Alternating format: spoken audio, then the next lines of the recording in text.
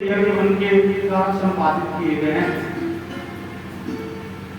तो उनके राज्य में किसी जीव के ऊपर अत्याचार और प्रताड़ित किया गया, उस स्थिति को उन्होंने देखा।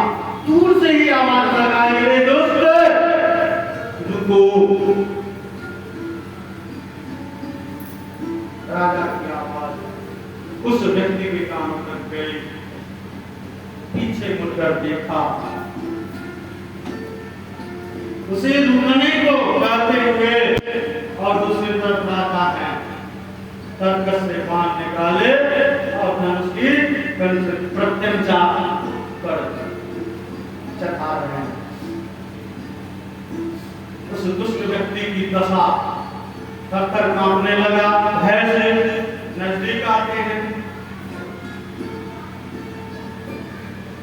और कहते हैं कि मेरे राज्य में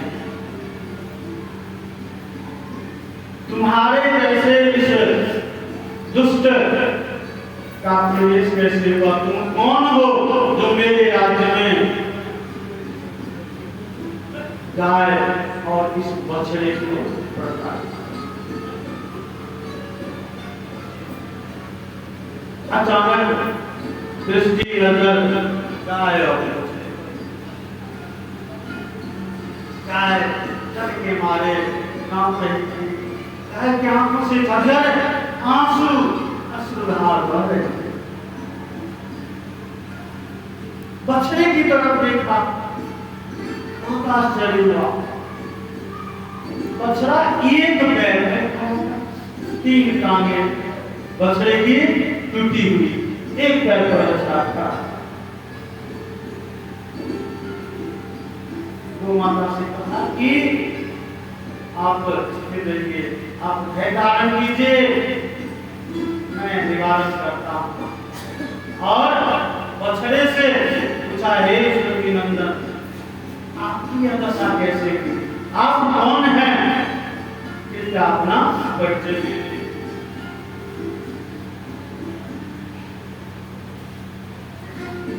राजा के द्वारा जब गाय को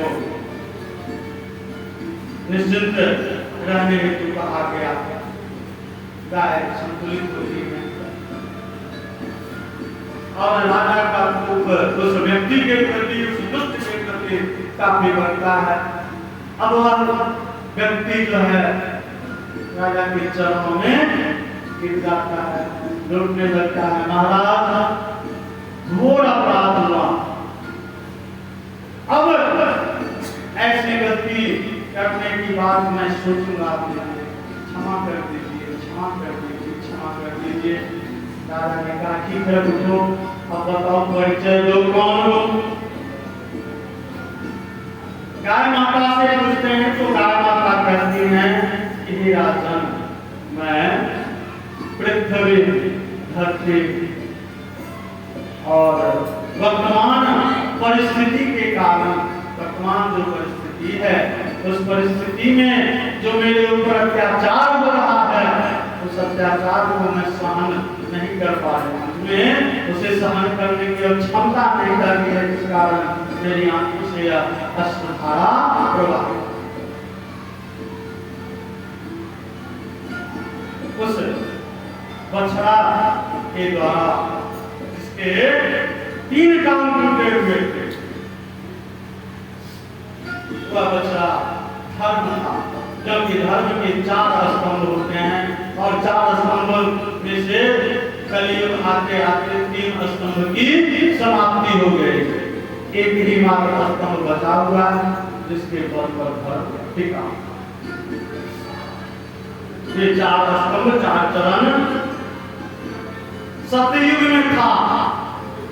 कौन